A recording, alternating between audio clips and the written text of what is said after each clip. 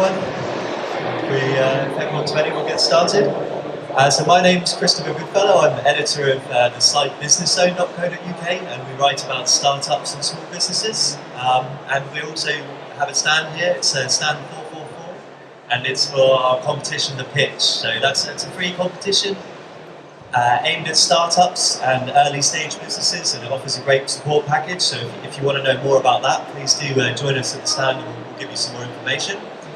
So today's session is with Mark Pearson, and we're going to talk a bit about kind of pitching and how he built a business that he successfully exited from last year. So Mark, if you could just start by kind of introducing yourself and talk a bit about what you did with MyVoucherCodes. Hi everyone, thank you for joining today. I think we're going to open some Q&A for the last 10 minutes, so think of any questions, feel welcome. So I started my entrepreneurial journey good, say 15 years ago, and actually with no money in my pocket, it was very, very difficult to get going. So I originally trained, I left school at 16, I originally trained to be a chef, and I went to catering college, and from there I started to excel. I started to focus in what I chose. I wasn't very academic, it wasn't for me, but as soon as I chose my chosen career path, I really focused. I excelled and ended up winning Student Chef of the Year regionally and then nationally. Got lots of job offers. I ended up coming to London, ended up working in Claridge's with Gordon Ramsay. This was my career. I wasn't an entrepreneur at this point, it was my career. But I'd like to tell you this because it was a step-by-step journey, and I think it's quite important for everyone here. Whatever business you're doing now might not be a big one, but what it will lead to is your future journey of success. You've got to have the options, and you've got to be on the path to be able to get doors and opportunities to open to you. So from that point, I ended up launching a small restaurant chain. So it was a gastro pub in South London. I was 21 years old, and I was running my first business. Very, very quickly, and I asked you all to do this, very, very quickly, after around a year, it was challenging to scale that business. I was passionate about the business. My chefs were as passionate as I were. They were temperamental, chefs can be. My waiters and waitresses, it was a part-time job. They didn't really love it like I loved it, so it was quite hard. And here's me, energetic entrepreneur, having 3 venues. In 2 years I had 3 venues. Then it really started to struggle, juggling all the plates, getting the chefs to turn up in one. I couldn't split myself in 2. And I literally stepped back and thought, can I scale this to the success I want to achieve? The answer was no. So I literally walked away from that business. But notice it was a step-by-step. I'd say I took 2 rungs up the ladder, and it's a long ladder, but 2 rungs up the ladder, had a little bit more money in my pocket.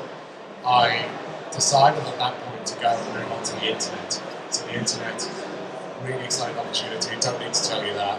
But the key thing is, it was scalability for me. So I started dabbling, and this is my connection and why I'm here today. A lot of my early learnings was on a website called UK Business Forum, and I didn't know nothing about online business.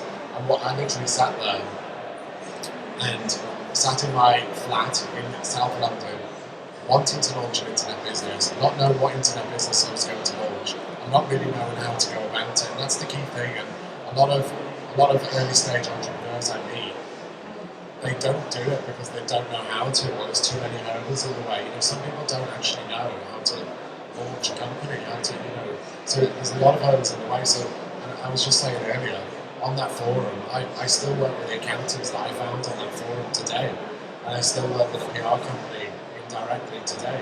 And it's about connections, and the internet opens that up for you. So I dabbled around, I launched a retail business, I launched a blog, I outsourced all I'm not techie, I outsourced all my tech. So I'm a good product guy, I know what I want, I can write it down and ask someone else to build it for me. And the beauty of freelance websites is wonderful for us. We can outsource all the things that we're not very good at, or you might be very good at it, but it might be the best use of your time. So that's what I did. So literally got my hands dirty. I like to use that term. I got my hands dirty. I got deep into the detail of the business.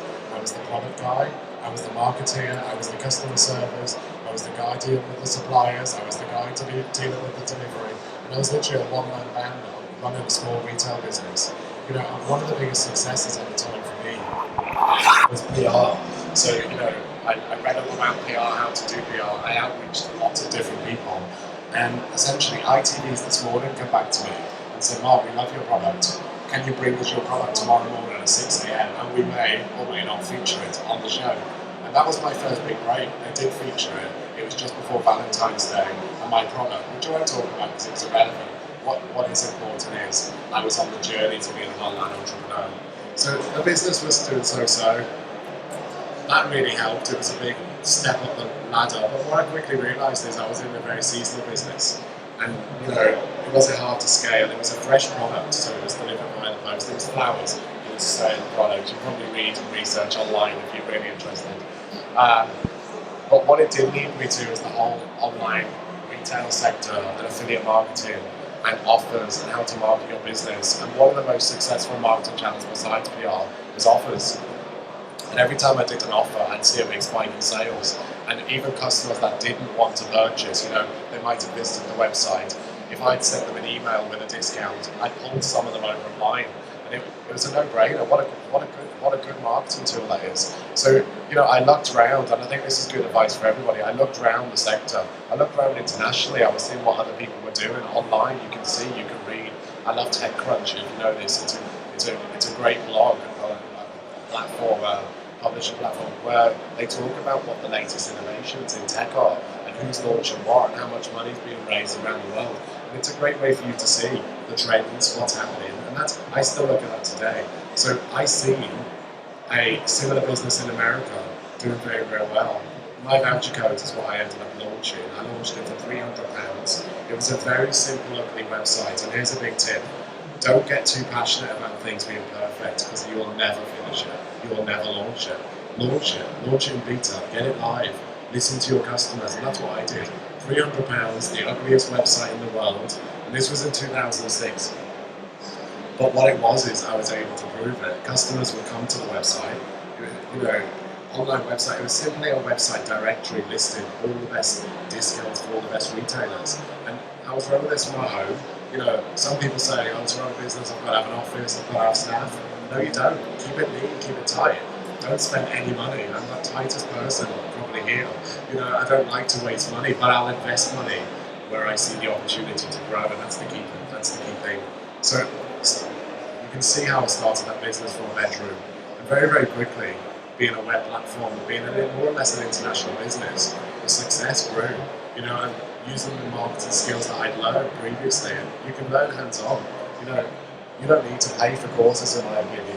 You can read. There's videos on YouTube.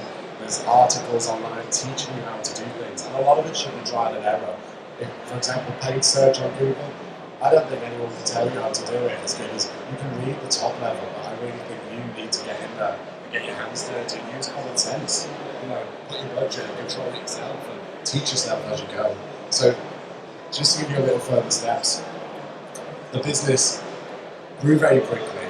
I outgrew that bedroom or living room where I was running my business from, and I took the big step to launch an office. And I was based in South London. I launched my first office in Croydon, and I hired a team, and the team expanded. And the reason I did that was always a big ambition to grow the company. So I hired the team. We expanded into 10 countries. So we had international websites in 10 countries. I invested and acquired a mobile business because mobile wasn't my core skill. So I brought a key team in to help me scale that. As the business grew, and we're talking 3 years down the line here, I think we hit revenues of around £3 million a year. So it's okay business, but not the biggest. But it was good, it was profitable, it was scaling up. Then I invested in a ticketing business. We managed to gain consumers signed up to our website, and 3.5 million consumers are signed up at this point. It's flying, and it sounds great. Overnight success, wow. What I want to tell you is it wasn't overnight success, and wow. It was a lot of pain, a lot of long nights. I didn't leave my house for nearly 2 years, because I had these outsourcing. I had commitment, and I think that's a key piece of advice. If you're going to do it and you've really got big aspirations, you're going to have to work hard. And if you work harder than your competitors, I really think you've got a really good chance of winning. So I think at that point, I'll hand it back to you, or you won't get any other questions in. Thanks, Mark. We just quite naturally go on to exiting, I think, and kind of what happened last year and what you learned from that process as well. So, the exit process, the business is 8 years old last year, and I'll be quite honest. the business started getting tough. It got competitive. So we were an early mover advantage. We were very big, very scaled, very profitable, and we managed to scale to a certain level. But then things started to happen. Groupon come along. We all know about Groupon, and even though it's a different model, people confused it, customers confused it, and they had other ways to get discounts, and they started to do retail. So that was they were a big player. They had $1 billion in investment. I didn't have $1 billion, and I didn't particularly want $1 billion. I've got big ambition, but I didn't want a VC telling me what to do. So I chose to go my own journey. But that doesn't mean I don't advise. You don't, and I'm now an investor, and I now advise my companies that I invest in to get VC money, because you want to be big as possibly can. And having a small piece of a huge pie is a lot more exciting and interesting. So the exit process more or less started in my head a few years before the business sold, and it was more, another piece I meant, about Groupon, there was another big player in America with about 300 million in funding. You're in the right sector when all this money's coming in, but it's going into your competitors, and I thought, okay, this is nearly time, but actually at the same time, the people with 300 million can afford to buy my business like this, so it's a great opportunity, see it as an opportunity. In the UK, my number 3 competitor got snapped up by Vodafone. So now big players like this are going to play, and I'm thinking, how many customers have Vodafone got? And I've got a lot of customers, but not that many. So, it come to a point where I definitely needed to consider an exit. At that point, I also diversified my business. So I invested £1 million into a ticketing platform. And that was my strategy, to diversify. Instead of just being a voucher player, we become a content player. We started doing restaurant discounts, we started doing theatre, concert and attraction discounts. So with our same consumer base, we become a B2B2C platform and a B2C platform. And this ticketing business got relationships with EE and MasterCard. So that added real value to the business, because instead of just being a B2C business, which is becoming very competitive, and I'm sure the big guys will probably win long term, we diversified smartly via an investment, or I could have launched that myself, but investment was an easier route. And that added real value to the business. And when you start putting on your sales presentation deck, EE and their numbers, MasterCard and their numbers, it gets really exciting, and that's where the opportunity comes. So that journey to the sale started in a year. So it's nearly a year since I sold my business, but it really started a year before, and we started to have conversations. And the key thing, all the way along the journey of your business is, you should stay close to the potential people who might be buying you, or might see your business and their interest. You don't want to tell them too much, but at the same time, let them know how well you're doing, and drip feed, because other big companies like to grow by acquisition, or like to grow by partnership, strategic partnership, and that was a key thing for me. So stay close to the competition, and I already identified who were the competitors for me. And actually we got closer and closer. Conversations about synergies and partnerships were already happening. And it wasn't until they sat across the table from me going, Mark, we'd like to have a different kind of conversation. And we knew you'd pull them into your trap in a nice way. It's exactly as I had partially planned. And they were the provider I wanted to be bought by. They were a young, agile thinking company. And the process was pretty painful. It took about 8 months of due diligence, and my business is 8 years old. I had about 100 staff at the time. We were doing about 10 million turnover, and we had, as I say, 10 businesses internationally. And this is a big piece of advice, and I think in the digital world, I started my business in the digital world, but not as digital as it is now. And the big piece of advice is, if you are able to build a big business, utilize services like Dropbox to keep all your data.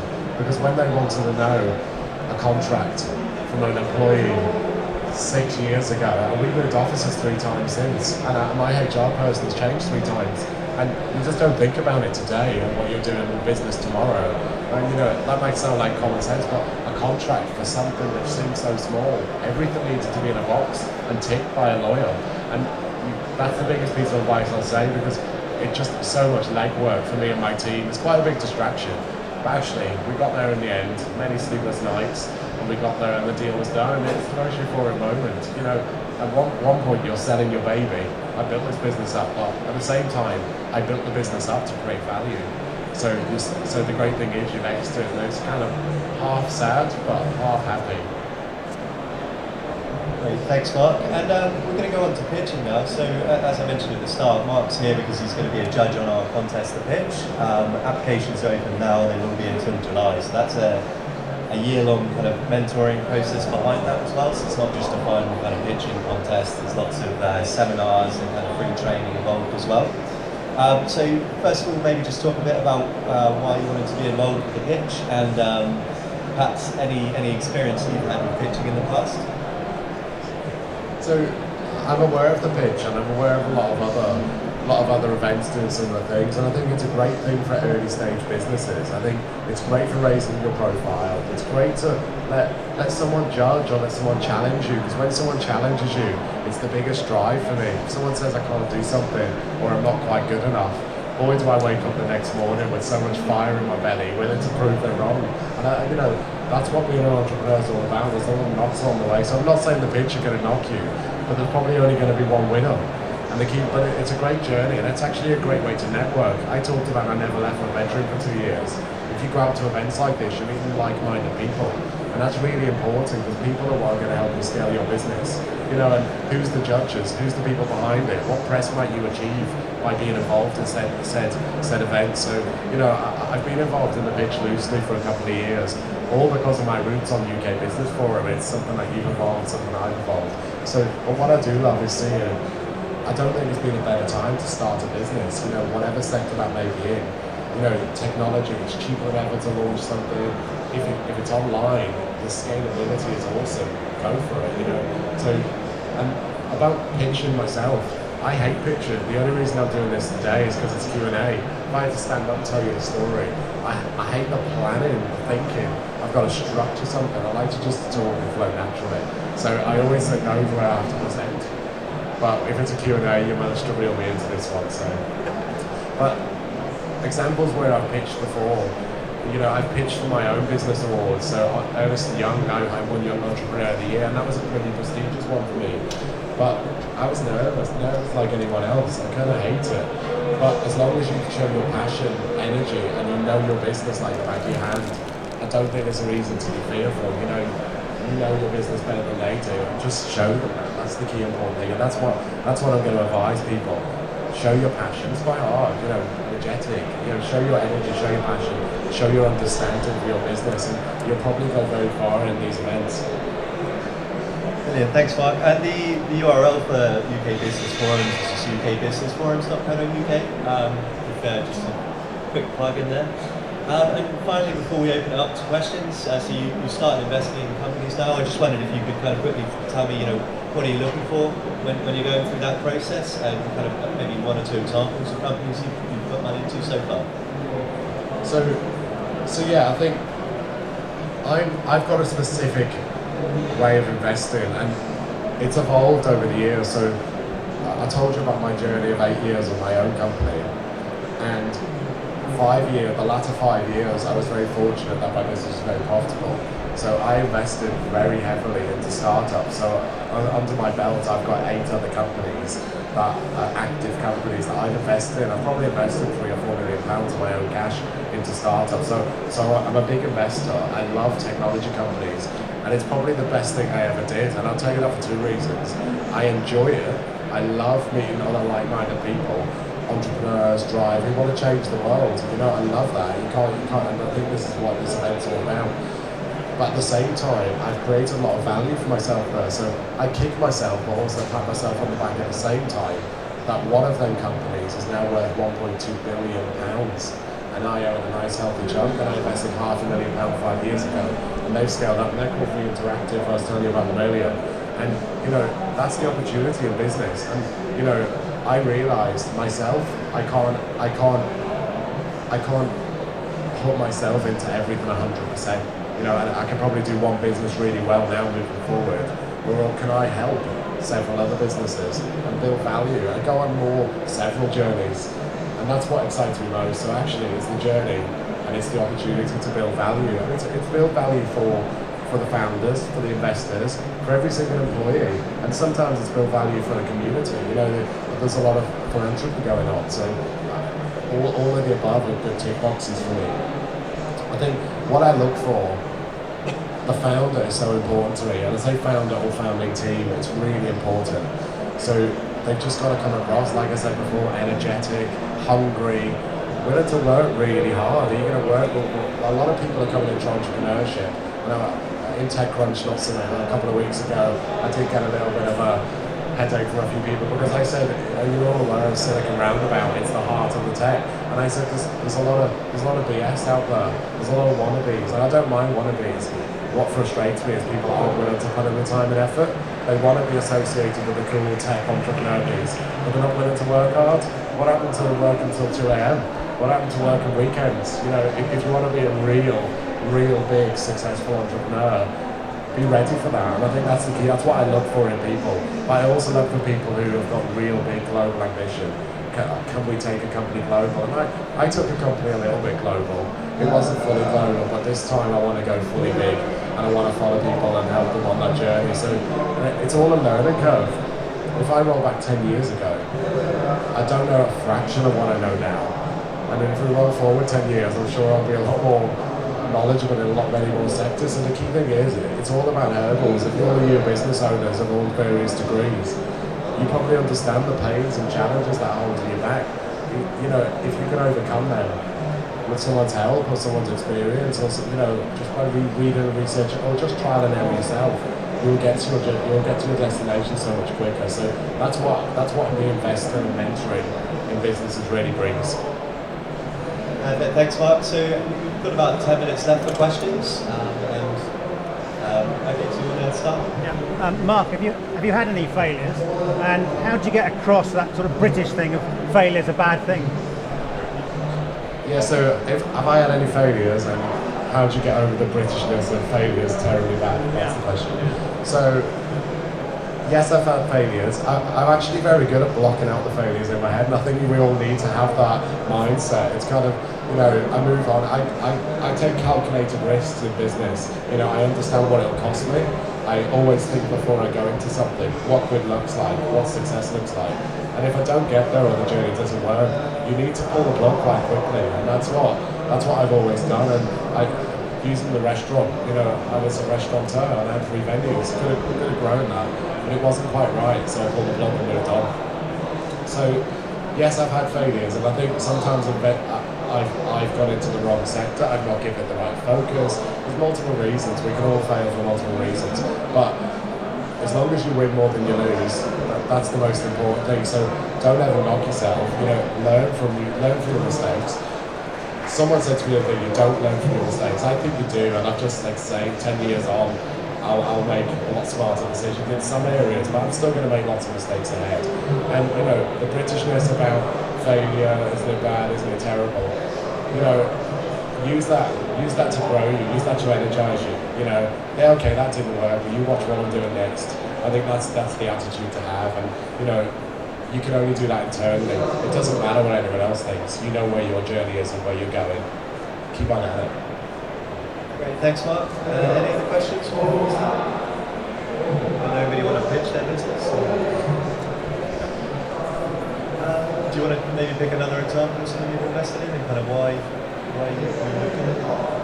So,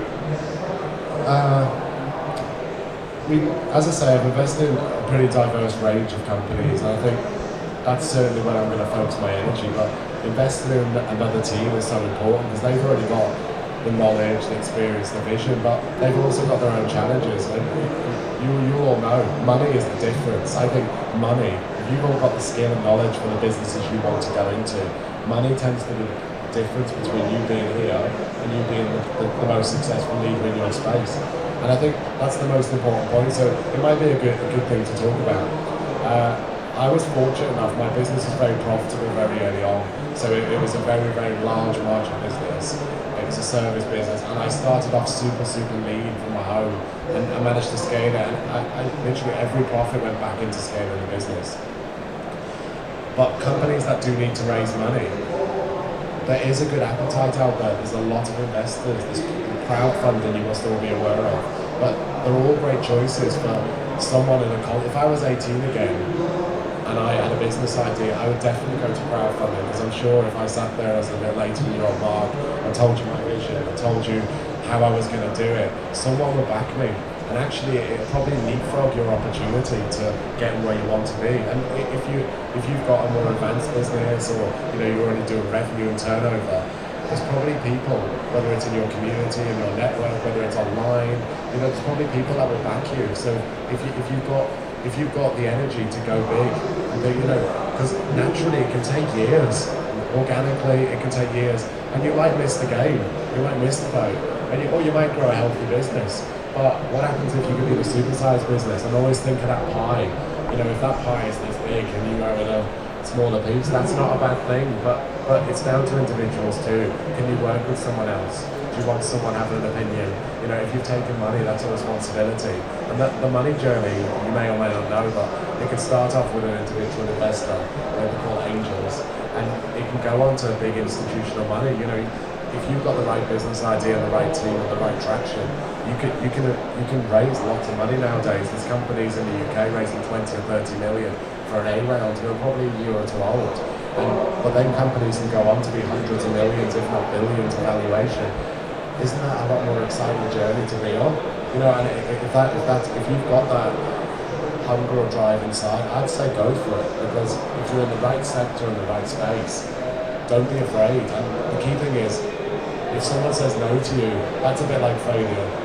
But take no 99 times. If someone says it once, yes, you're in, you're done, and you've just supersized your business. I think that's a key way to look at it. It's a shame no one's got any questions, because we've got 4 minutes left, right? Yeah, we have 4 minutes. Is anybody sort of starting up at the moment? You want to mention your business?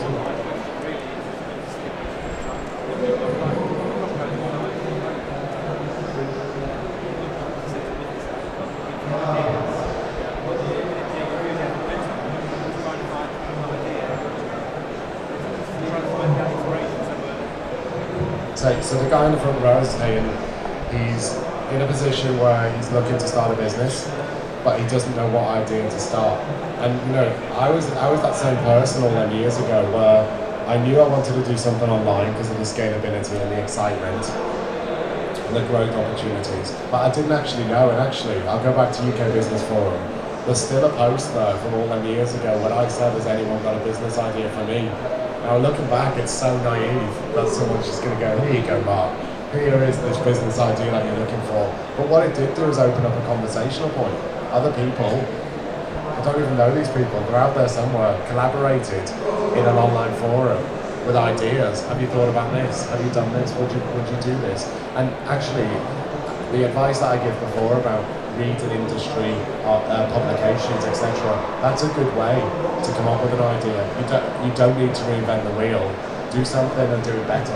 If you can give an unfair advantage, you can do it better. You've got a better product. You can give a better service. I think you can do that, and you can do that.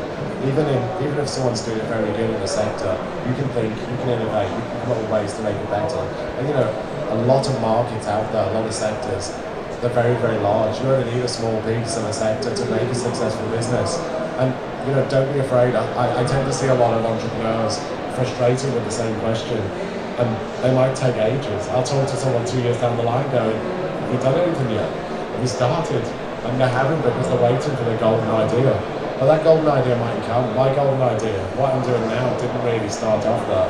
So I went along a journey. And I think it's important, just because what you're doing now, it mightn't be the thing that excites you the most, or it might be the perfect business where your vision may be. But I think it's good experience to be doing stuff, and it's very important about the doors and the opportunities that can open. Being here today, I'm sure you'll meet many people. It's just opportunity. So I'd say publications, read up. Don't be afraid to go into a sector that's already established. It's probably quite a safe sector. If you're going to invent something new, that's probably a more risky business. But if you can win, so yeah, I think that's good. I think we've just got 1 or 2 minutes. Any other questions?